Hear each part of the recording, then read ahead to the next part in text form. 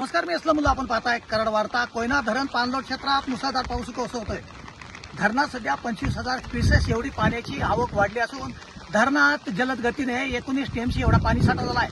कोयना धरण पाणलोट क्षेत्रात मुसळधार पाऊस पडत असल्याने आपण पाहताय ठिकठिकाणी जी नदीची पात्र आहे ती सध्या झपाट्याने वाढत आहे. मी कराडच्या सध्या प्रीती संगमावर आलाय आणि तुम्हाला या कृष्णा आणि कोयनेचा इथं आपल्याला संगम पाहायला मिळतो. याच दोन्ही नद्यांच्या पात्रात आपण पाहताय झपाट्याने सध्या वाढ होऊ लागली आहे.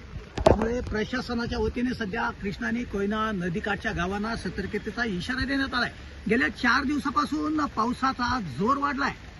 आपण दृश्य पाहताय कराडच्या प्रीती संगमावरून कशा पद्धतीने नदी पात्रात वाढ होऊ लागली आहे. आणखीन 4 दिवस जर मुसळधार पावसाच्या सरी कोसळत राहिल्या तर नक्कीच ही जी पाण्याचं पात्र आहे ही धोक्याची पातळी ओलांडू शकते. कराडच्या प्रीती संगमावरून आपण दृश्य पाहताय. मुसळधार पावसाच्या कोयना धरण पाणलोट क्षेत्रात सरी कोसळत आहे. त्याचप्रमाणे सातारा जिल्ह्यामध्ये मुसळधार पावसाने जोरदार हजेरी लावल्याने ठिकठिकाणच्या नदी पात्रात कमालीची वाढ होतीये. आपण दृश्य कराडच्या प्रीती संगमावरून पाहताय. कृष्णा आणि कोयना नदीची पात्र आहे ती सध्या झपाट्याने वाढताना आपल्याला दिसत आहे. एकंदरीत